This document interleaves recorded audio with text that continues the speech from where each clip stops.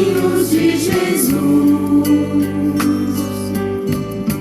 O Evangelho nos ensina, o amor e a caridade nos conduz.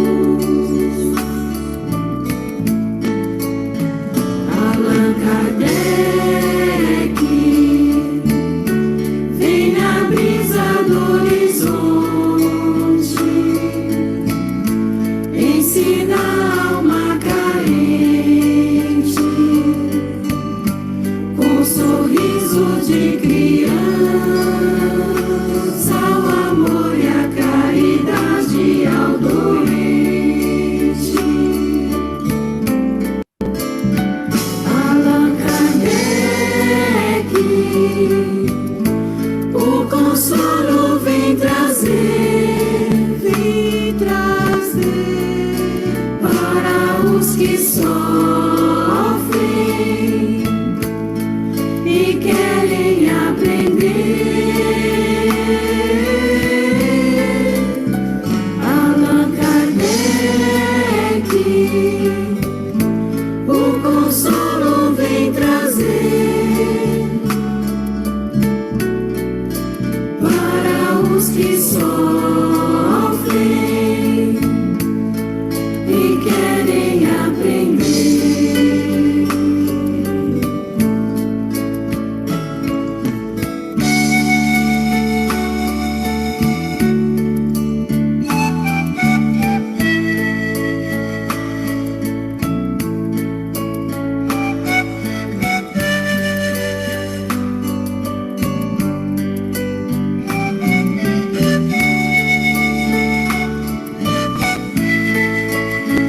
Allan Kardec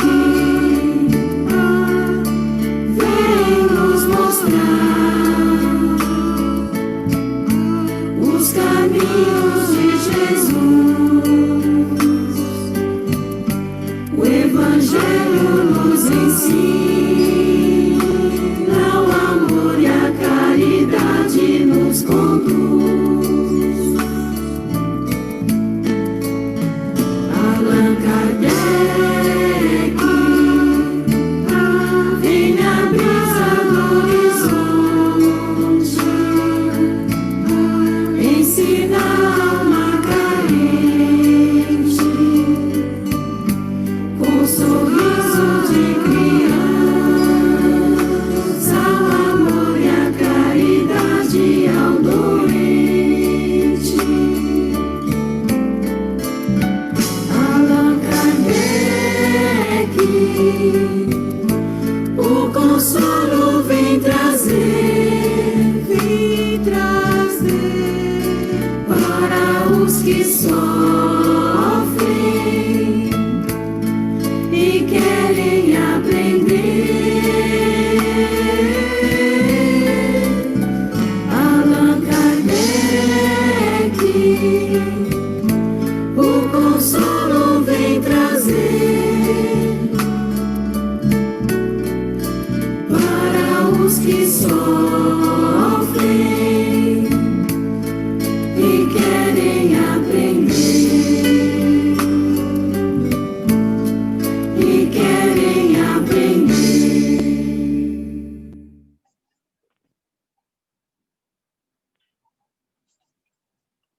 Boa tarde a todos, sejam todos muito bem-vindos. A gente vai dando início, então, ao nosso estudo de hoje. Nosso amigo Jorge Alexandre Maciel vai falar sobre Allan Kardec, vida e obra. Seja muito bem-vindo, Jorge. Seu microfone está liberado como co-host. E o nosso amigo Alex vai fazer a página de preparo e a prece inicial, né? Ele vai fazer uma leitura de uma parte do Evangelho segundo o Espiritismo. É isso, amigo? Você pode dividir a tela e pode fazer o preparo. Bem-vindo. Obrigado.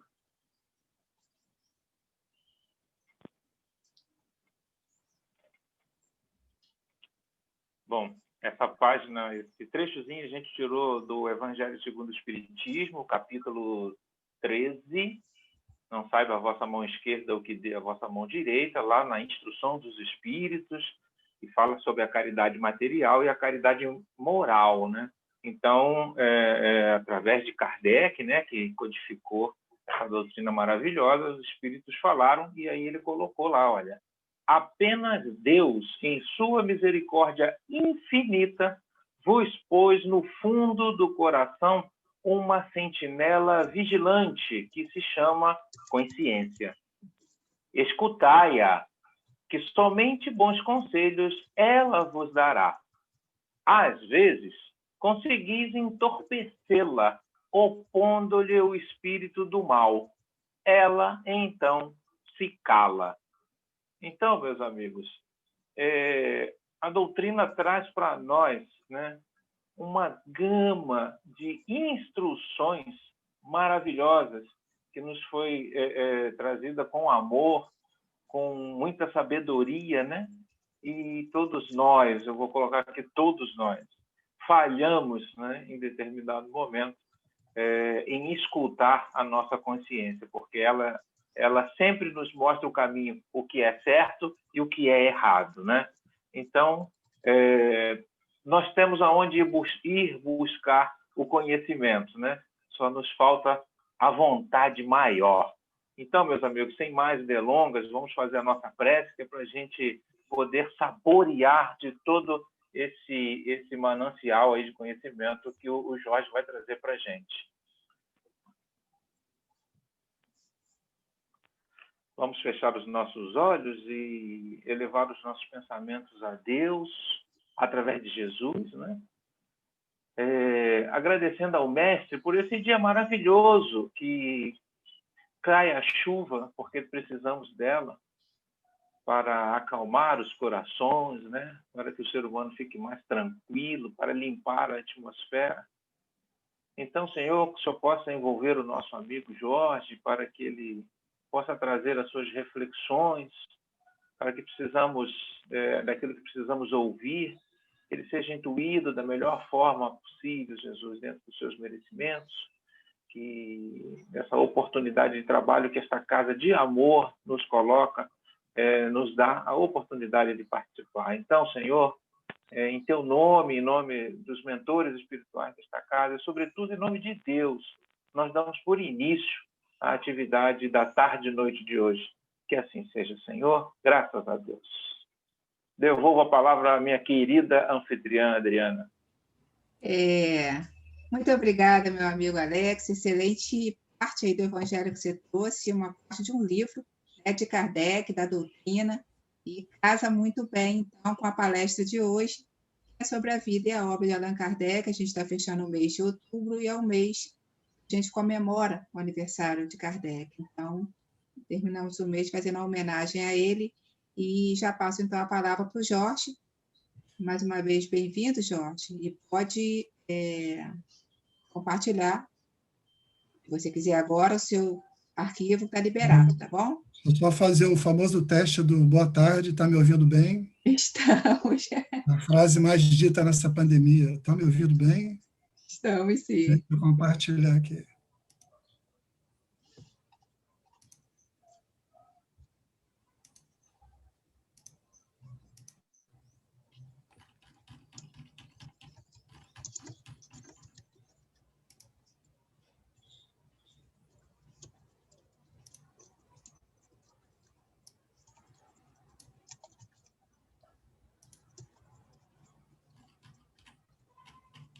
Todo mundo vendo a telinha aí que eu estou passando?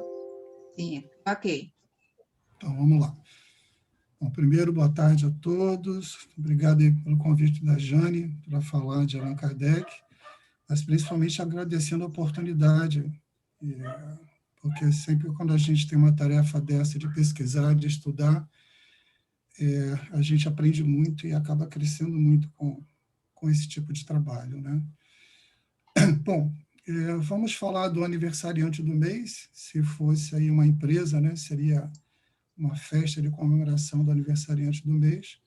Esse homem ilustre que se chama pseudônimo, né, Allan Kardec. E aí, sempre aquela agendazinha para a gente se guiar. Vamos falar da vida, das obras, algumas mensagens importantes, características pessoais, algumas surpresas ao longo do caminho. Mas, mais do que isso, eu acho que isso aqui é um bate-papo entre amigos, né? Uma troca de conhecimentos.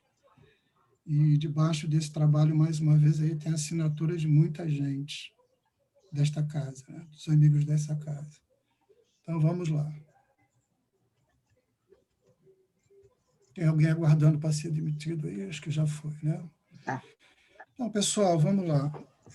Falar de Allan Kardec, ao mesmo tempo, é fácil, porque existe muito material, mas, ao mesmo tempo, é difícil, porque eu já disse até em outras ocasiões de estudos entre nós, que falar de Allan Kardec é beber na fonte, né? É o princípio da doutrina espírita como a gente conhece hoje, né? Apesar de lá para cá ter tido aí muitas vertentes, ela atravessou o Oceano Atlântico, cresceu e amadureceu no Brasil, mas é a fonte, né? E novamente aqui no objetivo é como estudando e admirando e procurando saber de Allan Kardec.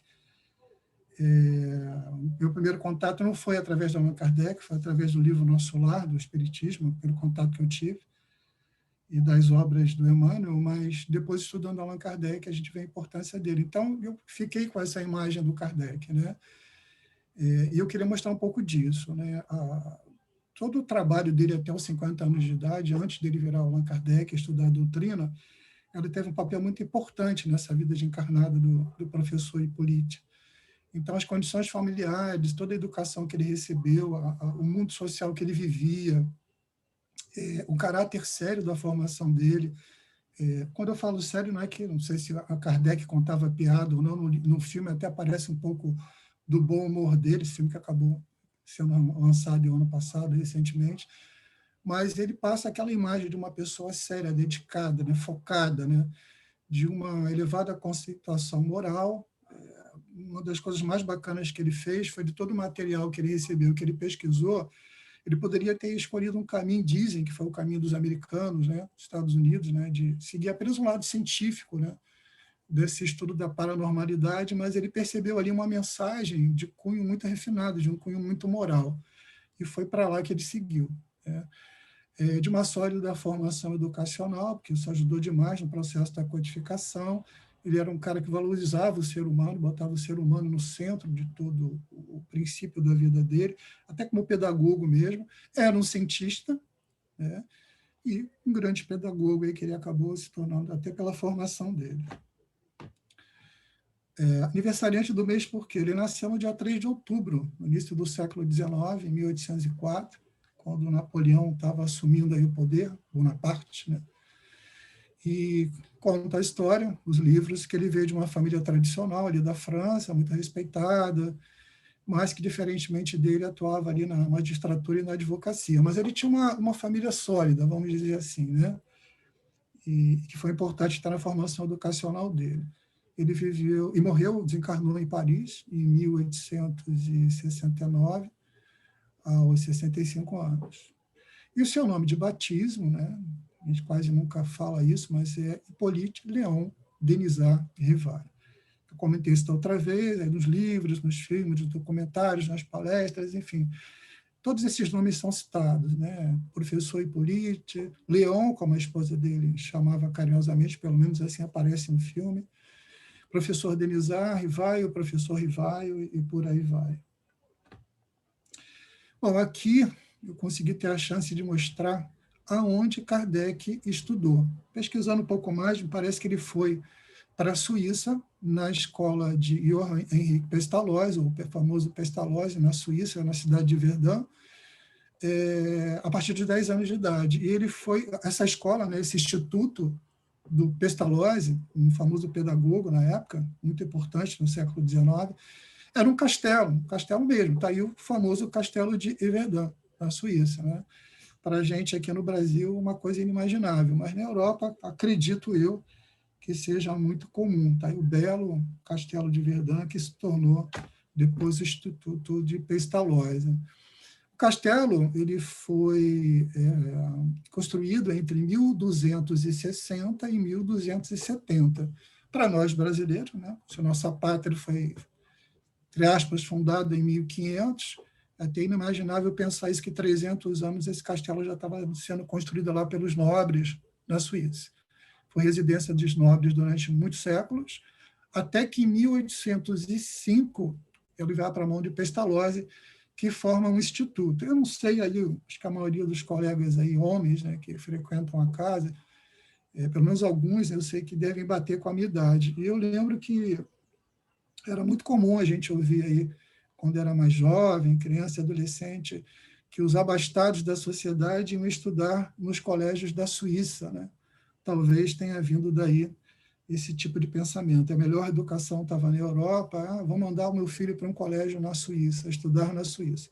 Talvez esse fundamento tenha vindo daí. Então, de 1805 a 1825, era o Instituto Pestalozzi, ali que Pestalozzi iniciou a base dos seus conceitos de pedagogia.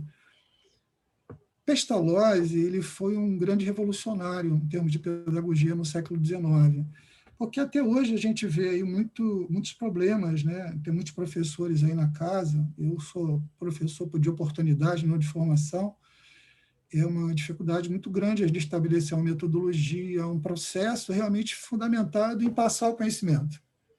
Muita gente chega ali na frente, não estou criticando ninguém não, talvez até eu seja um desses, e passa uma informação e vai embora. Mas será que aquela informação tinha uma ciência, né? A ciência da pedagogia, para realmente sedimentar o conhecimento, transformar o aluno em alguma coisa diferente, atingir um objetivo diferenciado? E Pestalozzi tinha essa visão. E aí criou-se a famosa metodologia de Pestalozzi. E Kardec, no tempo que ele passou com Pestalozzi, ele estudou essa base, toda essa forma revolucionária, digamos assim, de uma pedagogia que estava ali instituindo, naquela época, no século XIX, uma nova relação de ensino, uma nova relação com os alunos. E Kardec veio a se tornar depois um grande discípulo de Pestalozzi, bebeu dessa fonte, e lá o Kardec, o professor Hippolyte, usou muito isso na sua vida profissional. Kardec, desde o início, foi um ser diferenciado, né? O Hippolyte foi um ser diferenciado e aprendia muito fácil, tinha uma mente privilegiada, aprendia muito rápido, entendia muito rápido, organizava as coisas muito rápido e começou a se destacar lá no Instituto de Pestalozzi, ser uma pessoa de confiança do próprio. E aos 14 anos, ele já conseguia dar os primeiros passos aí, como professor, atuando como monitor. Contam os livros que os seus colegas com maior dificuldade de aprendizado eram auxiliados pelo Hippolyte, Kardec.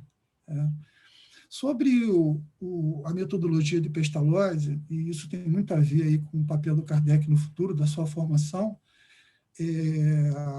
Pestalozzi tentava colocar dentro da metodologia dele o afeto na sala de aula, e não aquela coisa rígida. Principalmente quando a gente fala de século XIX, a gente imagina uma coisa rígida, né? Aquela coisa da palmatória, da régua. Eu lembro do meu primário, né? 5 anos de idade, pré-primário, a minha professora tinha aquela reguinha que ela batia na mesa e a gente achava que ia bater na gente também. Aquele respeito, assim, medo do professor. Mas Pestalozzi foi por um outro caminho, aquela coisa de conquistar o aluno, né? A gente incutia ali na sala de aula valores morais, afetos, colaboração mútua, e daí ele foi desenvolvendo esse conceito e que deu certo, né? E Kardec foi bebendo dessa fonte, foi se formando dentro desse conceito, e com o passar do tempo isso abriu a mente dele e o tornou uma pessoa progressista, humanista e um livre pensador. Muito importante, porque Kardec não era preconceituoso, ele tinha a mente aberta para pesquisa, para ouvir todos, né? Para realmente investir em todas as possibilidades, não era uma pessoa radical de mente fechada. Isso era fundamental, porque se ele fosse ali um extremista de alguma coisa dentro dos conceitos dele, e não um cientista aberto a possibilidades, talvez a nossa codificação não tivesse saído. Acho que foi a intenção proposital do filme, mas mostrar até um certo humor, mas principalmente ali já dá para entender um pouquinho do Kardec filósofo, né? Ele, naquele pequeno trechinho, aluno e professor citam filosofia. O que me chamou a atenção ali é duvido logo penso. Segundo ali a frase do Kardec, aquele filósofo francês, Descartes, se não me engano, que ele cita, vai um pouco atrás, né? Duvido. Então, isso é muito importante no conceito de como Kardec entendia aquilo que no futuro iria pesquisar e que se tornaria doutrina, né? Não acreditar de primeira em que se fala, e não acreditar somente naquilo que os olhos veem. Hoje, a gente está no século XXI sabendo o significado disso aí, né? Não só acreditar somente no que os olhos veem. Então, ali tinha uma pinceladazinha, eu consegui pegar essa cena do filme, em que mostra um pouquinho aí já esse conceito da formação educacional do professor Hippolyte em sala de aula, política. Bom, e aí uma curiosidade aí nesse slide, que essa relação com Pestalozzi ela foi tão forte que, em alguns momentos, o conceito lá da metodologia de Pestalozzi cresceu, se espalhou pela Europa, e muitas vezes ele tinha que ir a outro país, convite dos governos de outros países, fundar institutos parecidos com o que ele fundou aí em Verdun.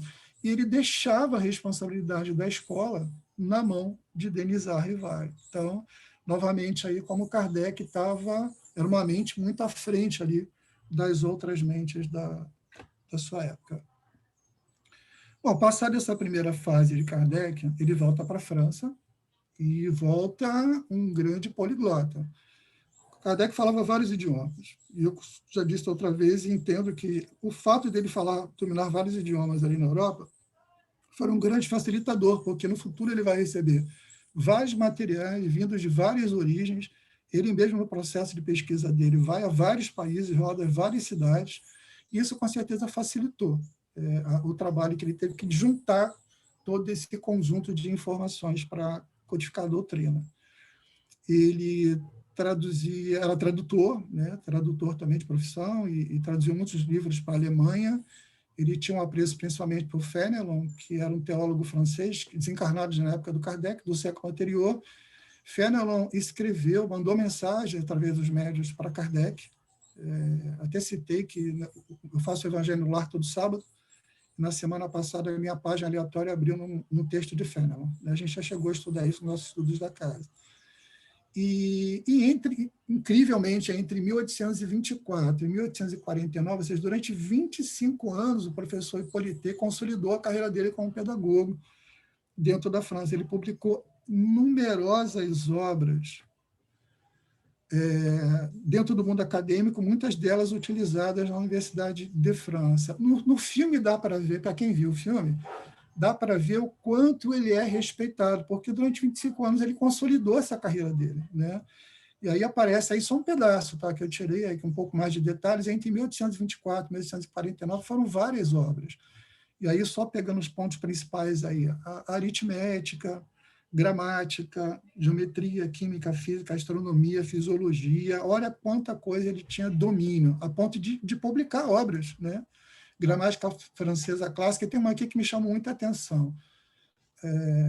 Curso prático de teoria de aritmética segundo o método de Pestalozzi, aí o Pestalozzi, para uso dos professores e mães de família. Deve ter vendido muito isso aí. Mães de família deve ter vendido igual água. Mas o mais importante aqui era como ele navegava por várias disciplinas, por várias matérias, né? Era realmente um fenômeno. Bom, enfim. Deixa eu falar de uma pessoa muito importante na vida de Kardec. Nessa linha aí do professor Hippolyte, vendo aqui, ó, ele começou a publicar em 1824, e em 32 ele conheceu Amélie Baudet, que viria a ser sua esposa. Também uma acadêmica, também uma professora, e ela uma daquelas, digamos assim, à frente do seu tempo, né? Uma grande mulher. Fantástica. Se fosse nos tempos atuais, ela teria milhões de seguidores na rede social dela. Ela também era uma professora, descobri, né, pesquisando, que ela também publicou alguns livros. Ela era professora de letras e belas artes. E aí, o Contos de Primaveris, de 1825, Noções de Desenho, de 1826, O Essencial de Belas Artes, de 1828, foram obras de Amélie Baudet. Ela foi tão importante em dar apoio a Kardec durante o processo da codificação, e depois também, que após o falecimento dele, ela meio que assumiu a gestão do prosseguimento da doutrina espírita, né, na França e no mundo, procurando dar esse tipo de orientação. Bom, pessoal, aqui uma primeira parte, né, essa parte do pedagogo, do professor Hippolyte, etc., etc. E aí eu vou usar um recurso do outro estudo que a gente fez, que eu achei muito bacana, que é uma poesia que faz uma consolidação disso tudo que a gente viu até agora. Então, legal até vocês lerem e acompanharem. Vamos lá.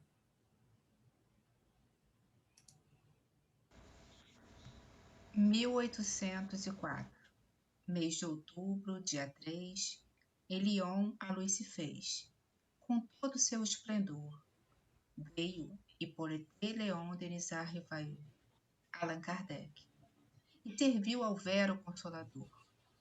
Um gênio com G maiúsculo, pedagogo francês, que no seu pensar nos fez pensar no infinito amor, pesquisou, questionou, viveu com tanto heroísmo que nos trouxe o espiritismo, o Vero Consolador. Não foi um dos Bonapartes, não foi rei nem general. Sua obra magistral não quis sequer ser o autor, e te codinomeou com um nome seu do passado. É de Deus o Filho amado, pois trouxe o Consolador. Trouxe a doutrina da luz, que ampara, ajuda e consola toda a dor que ao mundo assola. Mostrou das leis todo o leque, na humildade, este gigante.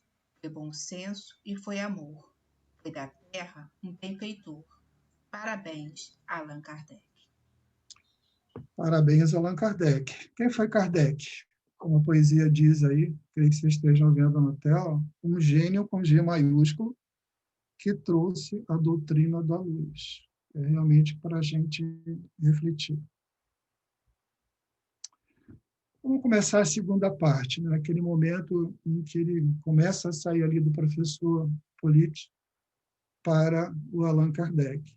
E a gente vai falar um pouquinho das mesas girantes, mesas falantes, que foi o início que a gente entende hoje aí como os fenômenos físicos, né? As primeiras formas de contato, os dois planos, o material e o plano espiritual, entender que isso era uma forma de contato, a busca de um contato, e a evolução dessa comunicação, a psicografia, a psicofonia, a escrita direta, que está lá nos livros do Kardec, enfim. Dessa evolução das comunicações que Kardec foi explorando já no processo de pesquisa dele, isso permitiu, de fato, junto com o material que ele recebeu, a construção da base da codificação. Um pouquinho mais para frente, ele vai publicar as obras dele e vai usar o pseudônimo de Allan Kardec. Eu explico por que o druida, né? Fala um pouquinho disso. As suas principais publicações, o Pentateuco, que a gente tanto estuda, e as suas propostas por trás dessas obras que ele veio a publicar. Aqui, esse slide novamente, né? Então, é sempre bom lembrar, né? O mundo microscópio também era um mundo invisível. Eu adoro acompanhar a série da Idade Média no Netflix.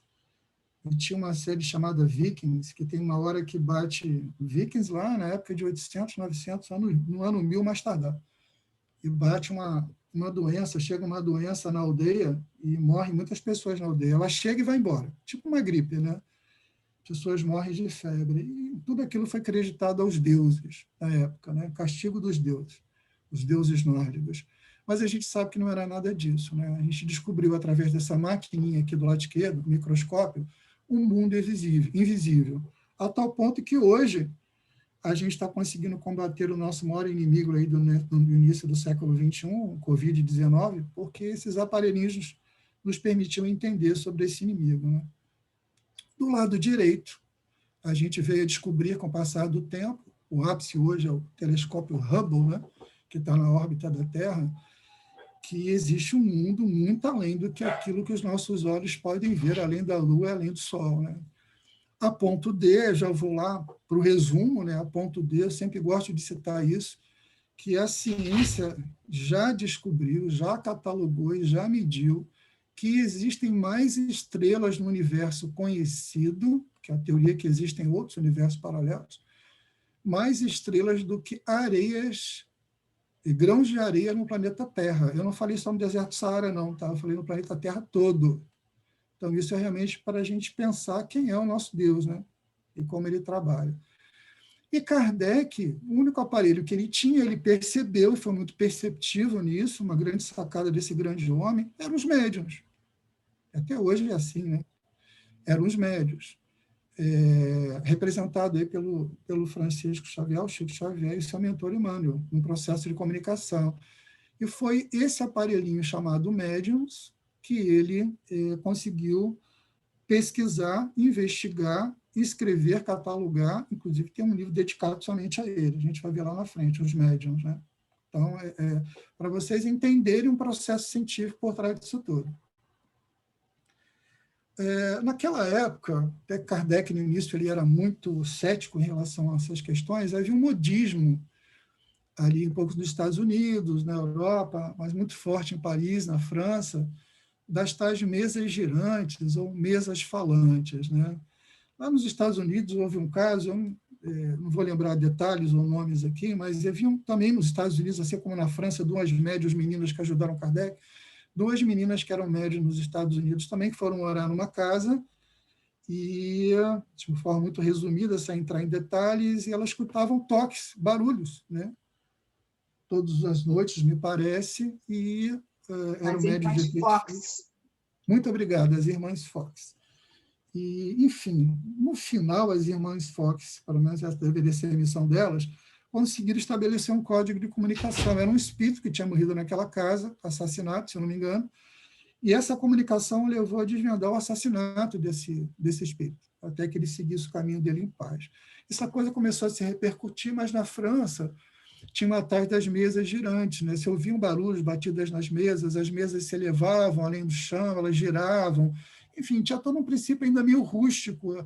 Isso começou a criar um código, cada batida representava uma letra, aí para formar uma frase ficava anos e anos e anos, mas e aí muita gente tinha muita coisa de ilusionismo, de aproveitar desse momento, ganhavam-se dinheiro com isso, mas algumas pessoas mais sérias na França, até amigos de Kardec, começaram a se interessar por isso e descobriram que havia alguma coisa além dessa curiosidade, mas na aristocracia, na burguesia da França naquele momento, era uma febre, era uma diversão. O filme até mostra isso.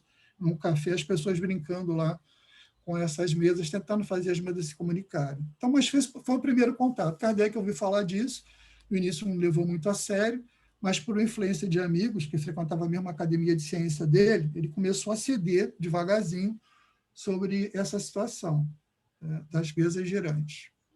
No livro dos médiuns, a gente vai ver lá na frente, a irmã tem um capítulo dedicado a isso, um item do livro dedicado a isso. Então, Kardec, no início, ele era muito cético, o filme mostra bem isso, um cara muito racional, né, vivendo dentro de academia de ciência, obviamente aquilo que não conseguia ser provado, né? Eu lembro que na faculdade de administração eu estudei filosofia. Essa faculdade eu não completei, não. Eu fui para a área de TI.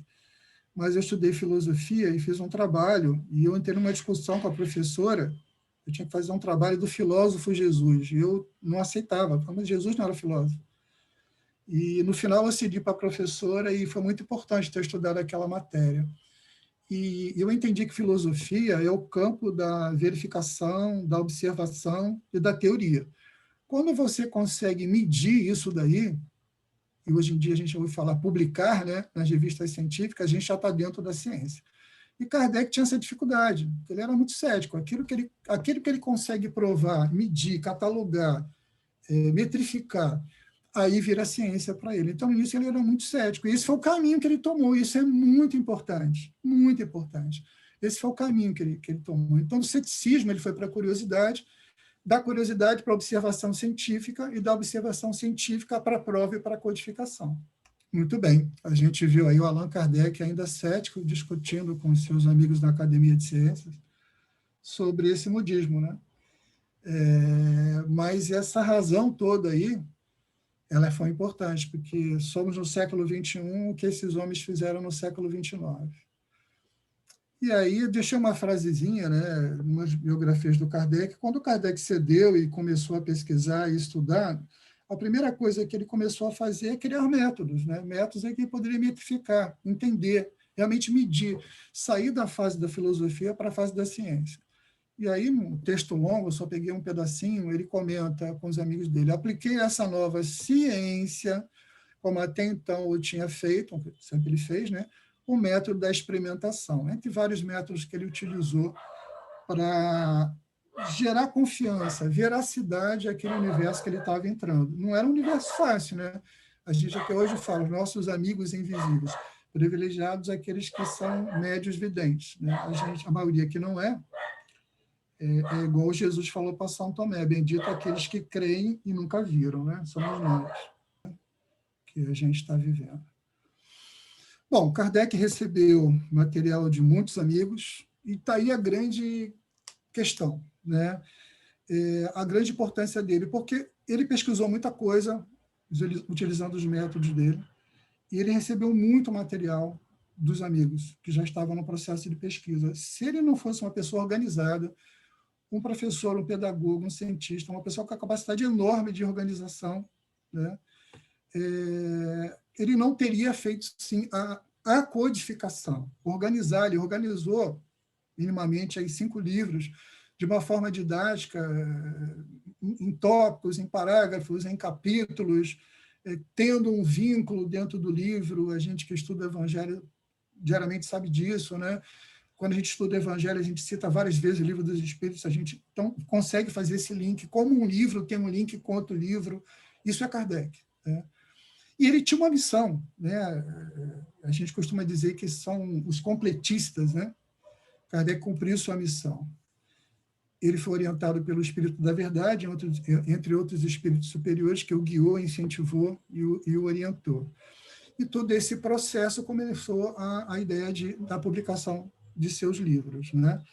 Orientado pelos espíritos superiores para não dar confusão com aqueles 25 anos do professor Hippolyte, Denisard Rivai, o pedagogo, que ele usasse um pseudônimo de uma antiga encarnação dele, onde ele foi um celta, um druida, povo ali que viveu entre a fase dos romanos e a Idade Média, na Europa, e que foi o nome dele naquela encarnação. Parece que alguns espíritos viveram com ele nessa encarnação e o aconselharam a usar esse pseudônimo, e ele aceitou.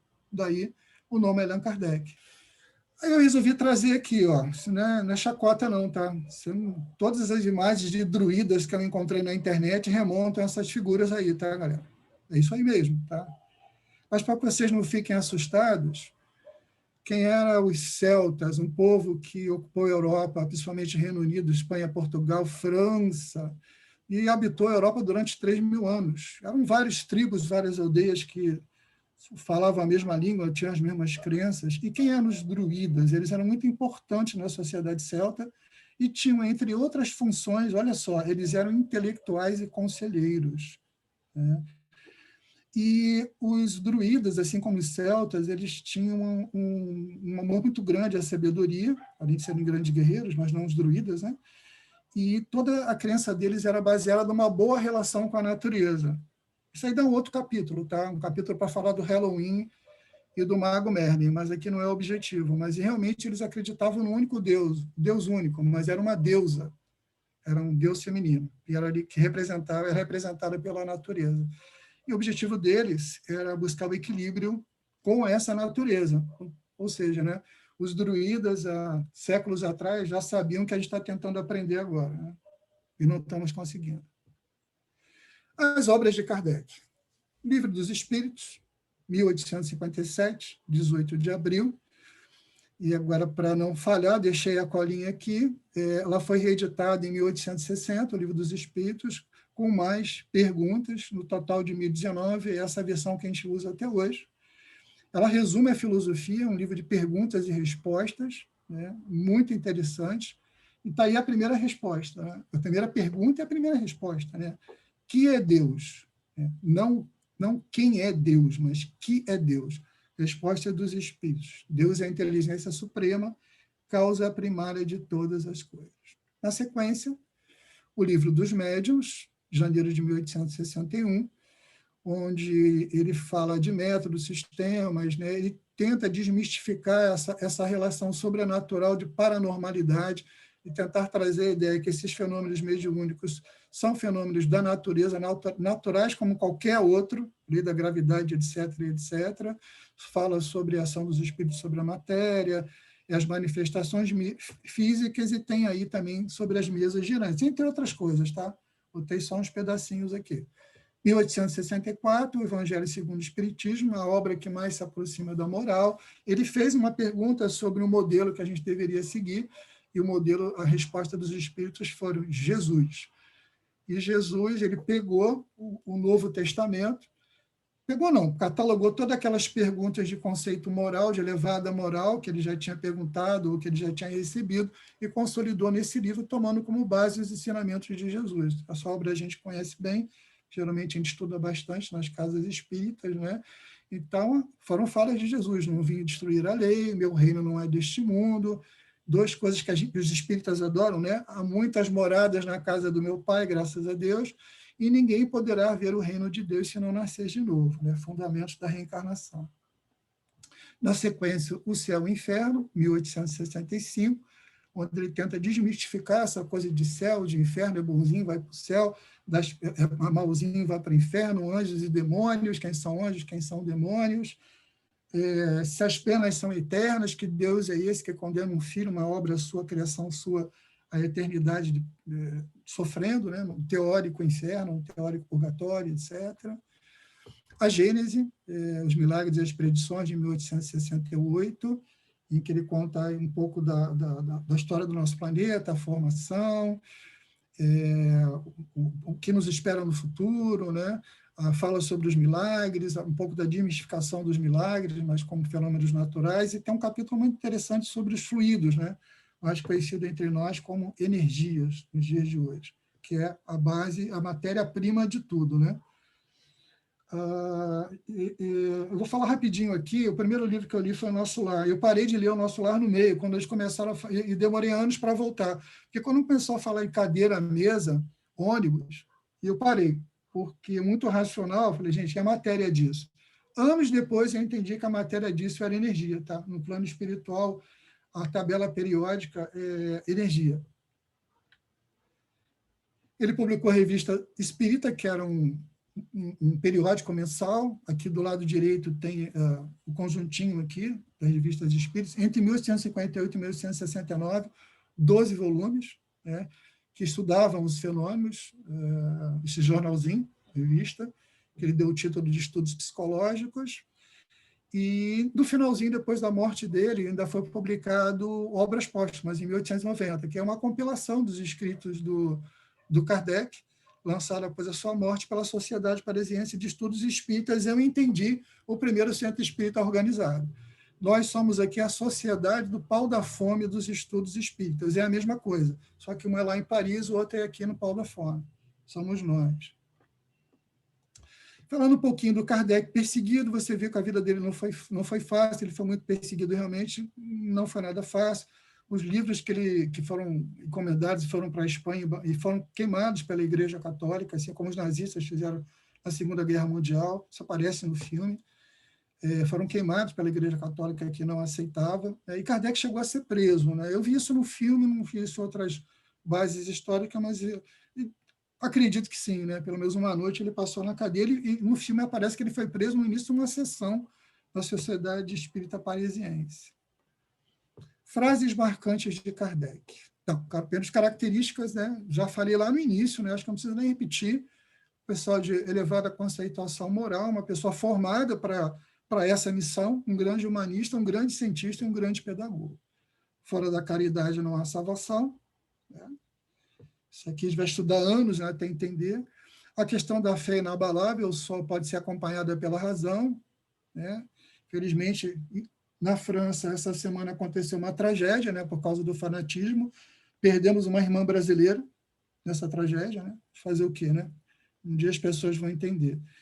Se a ciência provar que o espiritismo está errado, siga a ciência. Não. A ciência é que segue o espiritismo. Falei isso no outro estudo. Temos aí a AME.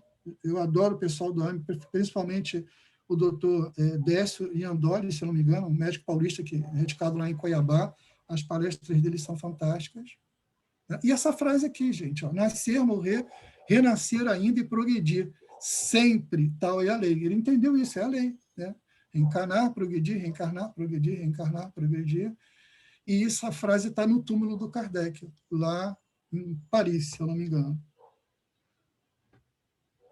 Vamos fechar aqui com chave de ouro, com mais uma poesia, sintetizando tudo que a gente viu até agora. Muito legal essa poesia, fiz questão de manter, para a gente refletir de novo sobre ela. Salve, 1000 vezes salve Allan Kardec, titã de luz, estrela da verdade. Bendito o vosso nome em toda parte, novo pastor da velha humanidade.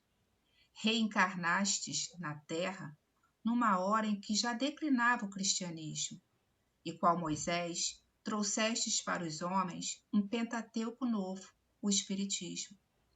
Viestes nos provar que após a morte, o espírito já livre da matéria, vida melhor encontrará no além, que é dos justos e bons morada etérea. Provastes também que este planeta é uma escola, cadeia e hospital, onde os homens resgatam suas faltas para poderem ter glória imortal. Da codificação é bela obra, o Evangelho segundo o Espiritismo, e os livros dos espíritos e médiuns são astros a brilhar num fundo abismo. Combatendo a injustiça, a iniquidade, o orgulho, o crime, o ódio e o rancor, como Jesus, as armas empunhastes do bem e do perdão, da paz e do amor. Aprendemos convosco o que é o céu e o inferno também. Quanta verdade! Em vosso livro A Gênese, encontramos lições que dão consolo à humanidade. Saúdo, pois, em vós o novo sol. Aconteceu isso de novo, tá? Mas eu termino para vocês. Saúdo, pois, em vós o novo sol, de uma bela manhã de primavera. Vossas lições nos dão fé e esperança, neste começo de uma nova era. Nos dão fé e esperança. Obrigado, Kardec. Saudações, Kardec. Obrigado, mestre Kardec. Obrigado, professor Kardec. É isso aí, pessoal.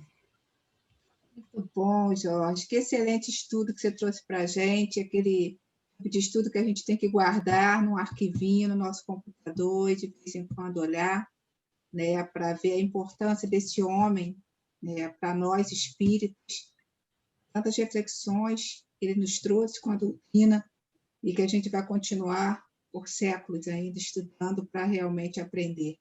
Te agradeço muito pelo estudo e pelas inserções que você colocou aí nos arquivos, ficaram maravilhosas. Muito, muito obrigada. Eu vou passar para o meu amigo Alex, para que ele possa fazer a nossa prece final. Tá bom, Alex? Vamos lá.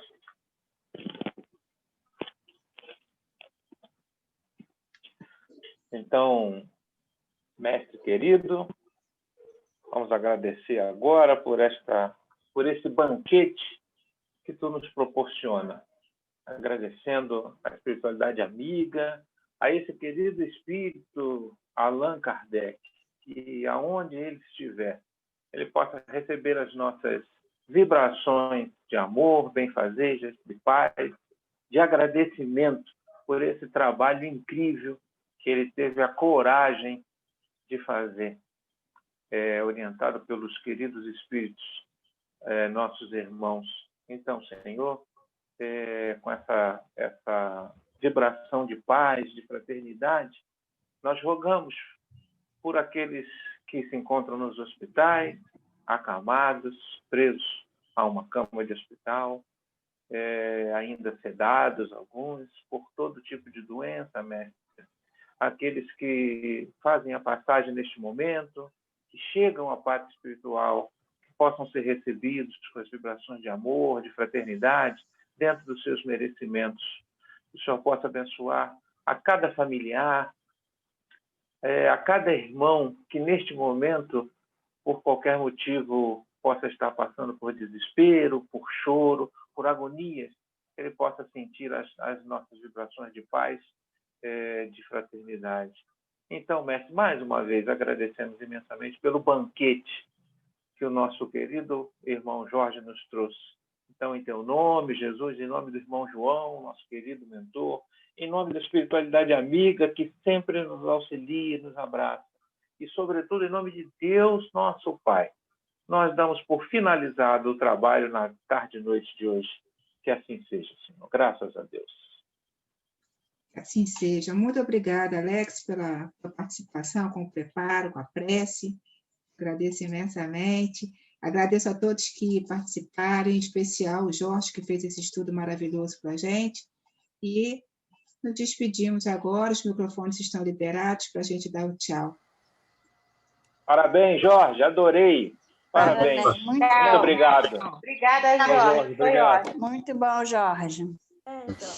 Um abraço, Ah, gente. muito bom, Jorge. Obrigado a você. Parabéns. Eu só queria saber de quem era aquela voz, que eu não conheço.